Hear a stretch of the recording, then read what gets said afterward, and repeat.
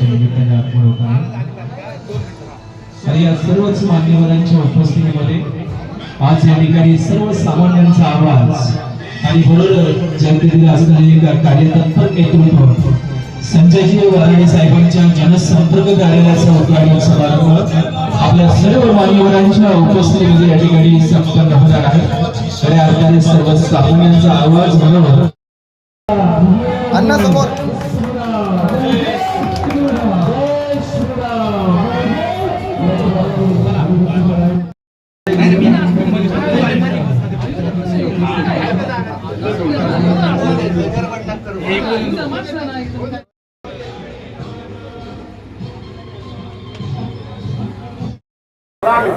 Sir आज भाजप कार्यालयाचं जुन्नर शहरामध्ये उद्घाटन होतं आणि पंचायत समिती सदस्य या ठिकाणी संजीवभाऊ वराडे यांचा वाढदिवस आहे, त्यानिमित्त आपण या ठिकाणी आलं, काय सांगाल की सगळ्या कार्यकर्त्यांसाठी? आज आमच्या जुन्नर पंचायत समिती सदस्य संजीवभाऊ वराडे यांचा वाढदिवस आहे आणि सामाजिक आणि राजकीय जीवनामध्ये आपण सगळेजण काम करत असताना बघतो की वाढदिवस हा अतिशय खाजगी समारंभ आहे, परंतु ज्या नागरिकांच्या आशीर्वादानं संजीवभाऊ पंचायत समिती सदस्य झाले तो वाढदिवसाचा समारंभ त्या नागरिकांना कुटुंब मानून साजरा करावा या भूमिकेतनं त्यांनी हा कार्यक्रम घेतलेला आहे आणि त्यानिमित्तानं जनसंपर्क कार्यालयाचं उद्घाटन माझ्या आणि हरिभक्त पारायण गावडे महाराजांच्या शुभहस्ते झालेलं आहे। भूमिका त्यांची हीच आहे यामागे की सामान्य जनतेची या कार्यालयाच्या माध्यमातून सेवा घडावी, त्यांच्या प्रश्नांना न्याय मिळावा,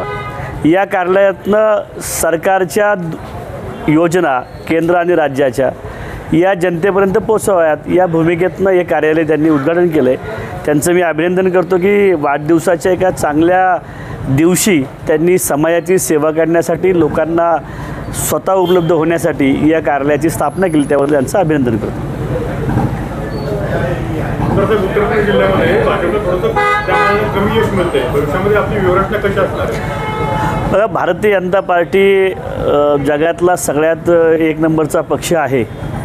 राज्यासह अनेक राज्यामध्ये भारतीय जनता पक्षाचं सरकार आहे। पुणे जिल्ह्यामध्ये सुद्धा भारतीय जनता पार्टीची एका काळी पालकमंत्री राहिलेलं आहे, परंतु काही कारणास्तव पुणे जिल्ह्याचं पालकमंत्री आता भारतीय जनता पक्षाकडे नाही।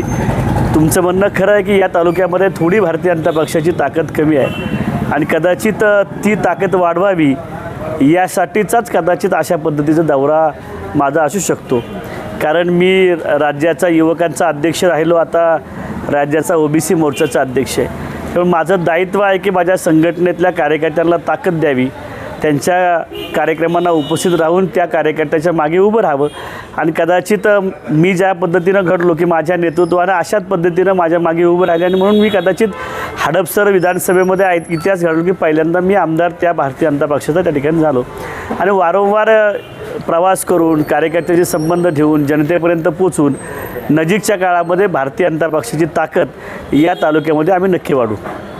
भविष्यामध्ये आता संजय वराडेच्या ह्याच्यात ताकद मिळेल का आपल्याकडे?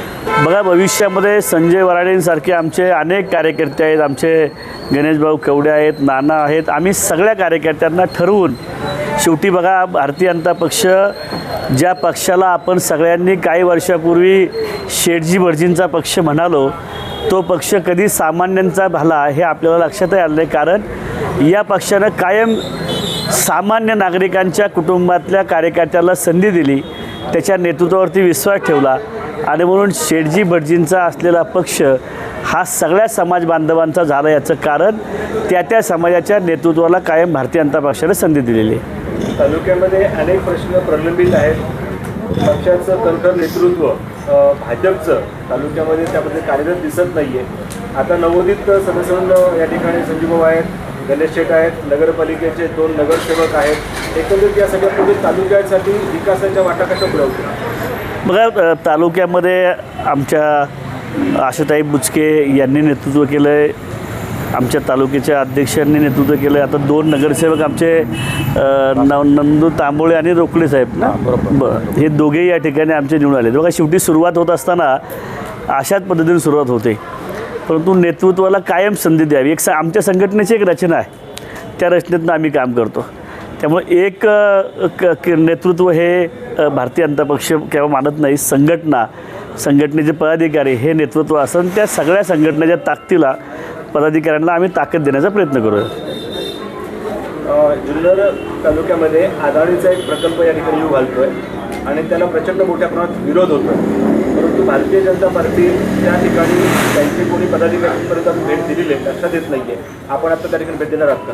नाही, मला आत्ता मी ज्यावेळेस प्रवासाला सुरुवात केली या विषयाची मला माहिती नव्हती. अशाच पद्धतीनं एका पत्रकार बांधवांनी तर ते मला प्रश्न विचारला, त्याची माहिती मी नक्की घेईल. आणि शेवटी कुठलेही प्रकल्प हा त्या भागाच्या विकासासाठी प्रोत्साहन देणारा, गती देणारा असतो, तिथल्या स्थानिकांना रोजगार देणारा असतो. परंतु काही अडचणी असतील तर राज्याचं नेतृत्व हे इतकं संवेदनशील आहे की मुख्यमंत्री देवेंद्र फडणवीस साहेब या सगळ्या विषयामध्ये जातीने लक्ष घालून ज्यांची काय अडचण असेल, शंका असतील, त्यांच्याशी चर्चा करून निराकरण केल्याशिवाय त्या ठिकाणी कुठल्या प्रकारची भूमिका ते घेणार नाहीत. आणि मी आमच्या कार्यकर्त्यांनाही विनंती करेन की अशा प्रकारची काही अडचण असेल ते संवाद साधून भविष्यामध्ये आपण पुढे जाऊया.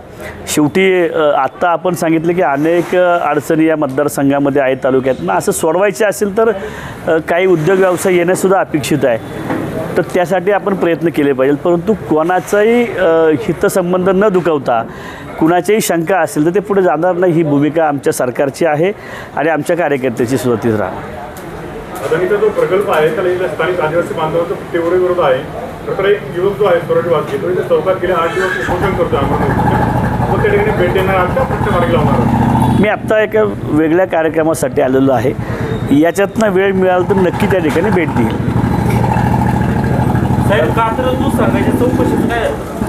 कात्रज दूध संघाची चौकशी सुरू आहे. मी विधानसभेच्या अधिवेशनामध्ये कात्रज दूध संघाचे बोगस दूध संस्था याची चौकशी करावी ते करत असताना त्याच्यामध्ये चौकशी समितीमध्ये FDIचा अधिकारी नेमावा ही भूमिका मांडल्याने त्या अधिकाऱ्याची नेमणूक आत्ता होती आहे आणि ते नेमणूक झाली की सलग चौकशी आत्ता सुरू होईल. सर, ती चौकशी खूपच संतगतीने सुरू आहे असं वाटत नाही?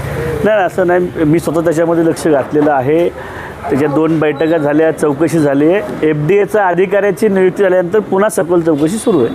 सर, या परिसरात ज्या दूध भेसळीच्या बातम्या आल्या, राष्ट्रवादीशी संबंधित अनेक लोकांना अटक देखील झाली, तुम्हाला काय वाटतं? नाही, शेवटी असं आहे, भेसळ करत असताना तो कुठल्या पक्षाचा आहे कुठला आहे हा विषय महत्त्वाचा नाही. नागरिकांच्या आरोग्याची काळजी घेणं हे महत्त्वाचं आहे.